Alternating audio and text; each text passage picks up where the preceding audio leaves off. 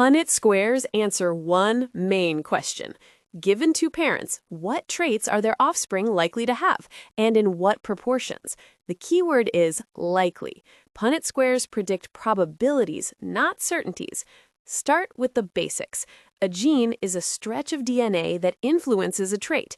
Different versions of the same gene are called alleles. For a simple example, use T for a tall allele and T for a short allele.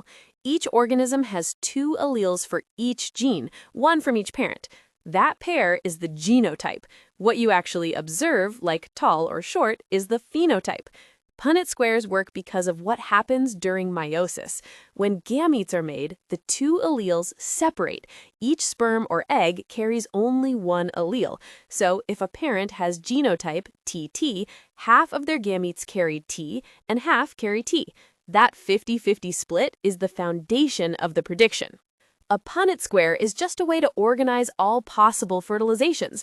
You list one parent's possible gametes across the top and the other parent's down the side. Each box shows the genotype that results if those two gametes meet. Every box represents an equally likely outcome under the model. Now walk through a standard example. Suppose tall is dominant over short, meaning any genotype with at least one T is tall. Cross two heterozygous parents, TT crossed with TT. Each parent makes T gametes and T gametes.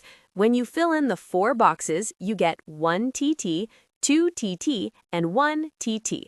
That gives a genotypic ratio of 1 to 2 to 1. When you convert genotypes to phenotypes, TT and TT are tall and TT is short, so the phenotypic ratio is 3 tall to 1 short. This is where probability matters.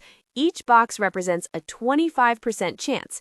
That does not mean every family will have exactly 3 tall children and 1 short child. It means that across many offspring, the outcomes tend toward that ratio. Small numbers can easily look uneven, and that does not break the rules. Punnett squares are also useful when the genotype is hidden. Imagine an organism is tall, but you don't know if it is TT or TT. A test cross solves this. Cross the tall organism with a homozygous recessive, TT. If all offspring are tall, the unknown parent must be TT. If you see both tall and short offspring in a 1-to-1 ratio, the unknown parent is TT.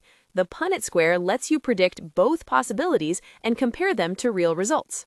You can extend the idea to 2 traits at once. In a dihybrid cross, each parent produces gametes with one allele from each gene. If the genes assort independently, you can list 4 gametes per parent and combine them. The classic result for 2 heterozygous parents is the 9-to-3 to 3-to-1 phenotypic ratio. That ratio is not magic. It comes from multiplying probabilities for each trait. Punnett squares still work when inheritance is not simple dominance, but you must change how you interpret them. With incomplete dominance, the heterozygote has its own phenotype, so the phenotypic ratio matches the 1-to-2-to-1 genotypic ratio. With codominance, both alleles are expressed, again changing the phenotype without changing how the square is built. For sex-linked traits, you track X and Y chromosomes separately, but the logic is the same. It's also important to know the limits. Punnett squares are models. They work best for 1 or 2 genes, clear allele behavior, and random fertilization. They don't handle polygenic traits like height, strong environmental effects, or genes that are linked together on the same chromosome. They tell you what is expected, not what must happen. So, the core idea is simple.